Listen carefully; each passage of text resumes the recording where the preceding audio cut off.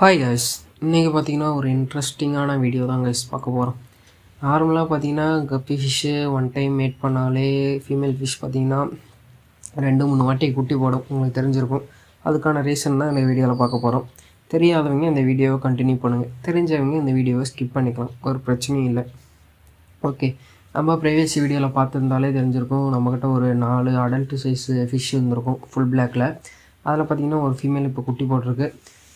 அது எப்படி குட்டி போட்டிருக்குன்னு பார்த்தீங்கன்னா, நான் சொல்கிற ரீசன் மூலிமா தான் குட்டி போட்டிருக்கோம்.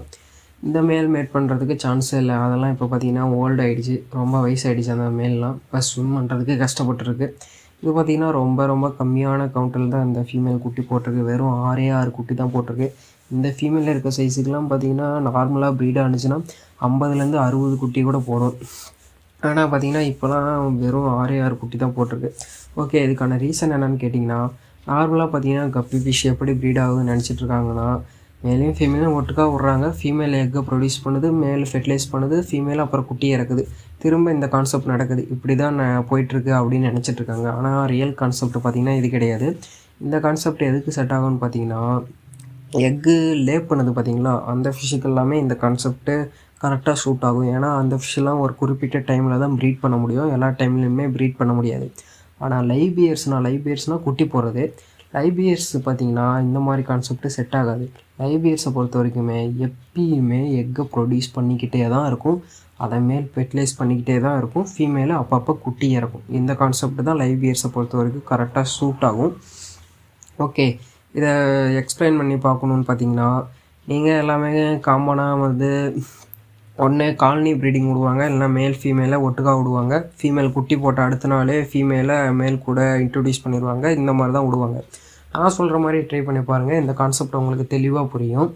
ஒரு நல்ல அடல்ட் சைஸு பேரை எடுத்துக்கோங்க. அதுவும் ஃபீமேல் பார்த்திங்கன்னா இதுக்கு முன்னாடி ப்ரீடிங் ஆகிடக்கூடாது, எக்கு பார்த்திங்கன்னா நல்லா லோடாக இருக்கணும்.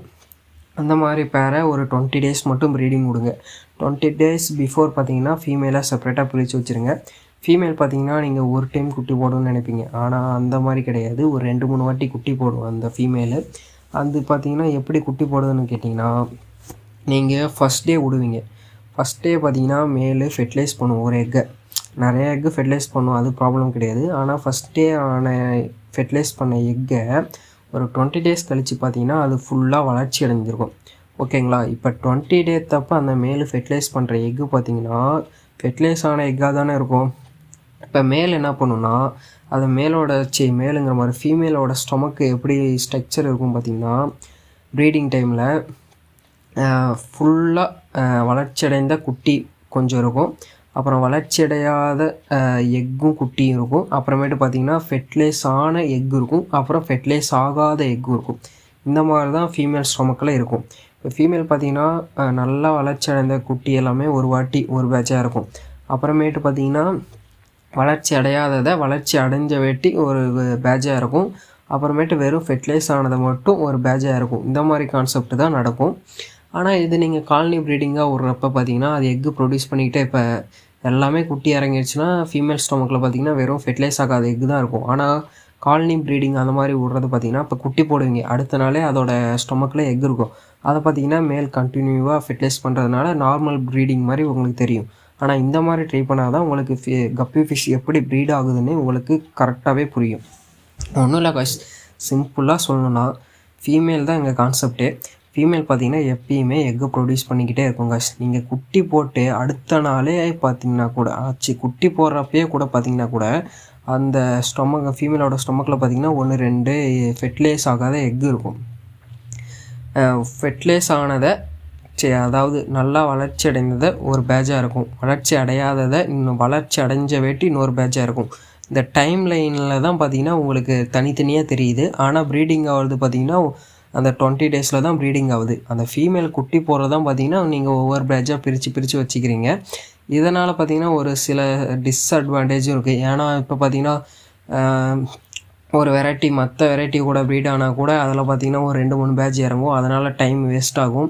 அப்புறமேட்டு இந்த ட்ராவலிங் டைம்லலாம் பார்த்திங்கன்னா அந்த ஃபீமேல் ஃபிஷ்லாம் அடிபட்டுருச்சுன்னா பார்த்திங்கன்னா ஃபுல்லாகவே அதாவது ஸ்டொமக்கே க்ளீன் பண்ணி விடும். அதெல்லாம் பார்த்திங்கன்னா நீங்கள் அதை கிளியராகவே பார்க்கலாம். குட்டியும் இருக்கும், ஃபெர்டிலைஸ் ஆகாத எக்கும் இருக்கும். இந்த மாதிரி இதெல்லாம் எனக்கு நடந்திருக்கு. அதுவும் இல்லாமல் இந்த ஃபஸ்ட் டைம் ஃபீமேல்லாம் குட்டி போடுது பார்த்தீங்களா, அதெல்லாம் குட்டி போட முடியாமல் டெத் ஆயிரும். அதெல்லாம் நீங்கள் தூக்கி போட்டுறாதீங்க. ஜஸ்ட்டு நீங்கள் ட்ரை பண்ணி பாருங்களேன். அதோட ஸ்டொமக்கை ஓப்பன் பண்ணி பாருங்களேன். அதில் நல்லா வளர்ச்சி அடைந்த குட்டியும் இருக்கும், வளர்ச்சி அடையாத குட்டியும் இருக்கும், ஃபெர்டிலைஸே ஆகாத எக்கையும் இருக்கும். இந்த மாதிரி கான்செப்ட் தான் கப்பி ஃபிஷ்ஷில் ப்ரீடிங்கை பொறுத்த வரைக்கும் நடக்கும். உங்களுக்கு இது புரிஞ்சிருக்கும்னு நினைக்கிறேன். ஓகே, இப்போ கூட உங்களுக்கு புரிஞ்சிருக்காது நான் எக்ஸ்பிளைன் பண்ணது. என்னால் முடிஞ்ச அளவுக்கு எக்ஸ்பிளைன் பண்ணியிருக்கேன். சிலர்லாம் பார்த்திங்கன்னா இது இன்னும் கூட மித்துன்னு நினச்சிட்ருக்காங்க. ஓகே, இது கடைசியாக பார்த்திங்கன்னா நீங்கள் காதால் கேட்குறது கூட நம்பாதீங்க, கண்ணால் பார்க்குறதே நம்புங்க. கடைசியாக பார்த்திங்கன்னா நான் சொல்கிற எக்ஸ்பெரிமெண்ட்டை பண்ணி பாருங்கள். இதில் ஒரு சின்ன கரெக்ஷன் என்னென்னா, சீத்ரு கொய்ன்னு ஒரு வெரைட்டி உங்களுக்கு தெரியும். அந்த வெரைட்டி நீங்கள் ப்ரீட் பண்ணி பாருங்கள். நீங்கள் 1 டைம் மட்டும் ப்ரீட் விடுங்க. அந்த ஃபீமேல் எத்தனை வாட்டி குட்டி போடுதுன்னு நீங்களே அனலைஸ் பண்ணுங்கள். ஆனால் இது பார்த்திங்கன்னா எல்லா ஃபீமேலுக்கும் சூட் ஆகாது, எல்லா நேரத்துக்கும் சூட் ஆகாது. ஏன்னா சில சமயத்தில் பார்த்திங்கன்னா ஒவ்வொரு ஃபீமேல் பார்த்திங்கன்னா எல்லாத்தையுமே இறக்கிடும். அதாவது ஃபெர்டிலைஸ் ஆன எக்கு, ஆகாத எக்கு எல்லாத்தையுமே இறக்கிட்டு பார்த்திங்கன்னா ஃபீமேலே ரொம்ப வீக்காகிடும். ஸ்டொமக்கில் ஒன்றுமே இருக்காது. அந்தளவுக்கு வீக்காகி பார்த்திங்கன்னா அப்புறம் குட்டி போட்டு ஒரு 2-3 நாளே டெத் ஆயிரும். அந்த மாதிரி தான் பார்த்திங்கன்னா நம்மக்கிட்ட இருக்க எலக்ட்ரிக் ப்ளூ கப்பி ஃபிஷ்ஷு ஃபீமேல் ஸ்டார்டிங்லேயே டெத் ஆனது. இது பார்த்திங்கன்னா ரேராக தான் நடக்கும். இந்த மாதிரி இது எப்படின்னா ரொம்ப வயசான ஓல்டு ஃபீமேல் மட்டும்தான் இந்த மாதிரி இதெலாம் நடக்கும். மோஸ்ட்லி பார்த்திங்கன்னா நார்மல் ப்ரீடிங் நான் எக்ஸ்பிளைன் பண்ண பார்த்திங்களா, அந்த மாதிரி ப்ரீடிங் தான் நடக்கும். இப்போ இந்த குட்டி என்ன பண்ணுறேன்னு கேட்டிங்கன்னா, இதே டேங்கில் தான் விட போகிறேன். அது அடல்ட் சைஸ், அதோட பழைய டேங்க்கு போயிடும் இன்னும் 2-3 நாளில். அதோடையே இந்த குட்டியும் விட்டுட்டு க்ரோ ஆகட்டும். ஏன்னா 6 குட்டி தானே, சீக்கிரமாக க்ரோ ஆயிரும். அவ்வளோதான் கைஸ், இது உங்களுக்கு முடிஞ்ச அளவுக்கு எக்ஸ்பிளைன் பண்ணேன். புரிஞ்சிருக்கும்னு நினைக்கிறேன். புரியலைன்னா நான் கடைசியாக சொன்னதை ட்ரை பண்ணி பாருங்கள், உங்களுக்கே புரியும் ப்ராக்டிக்கலாக.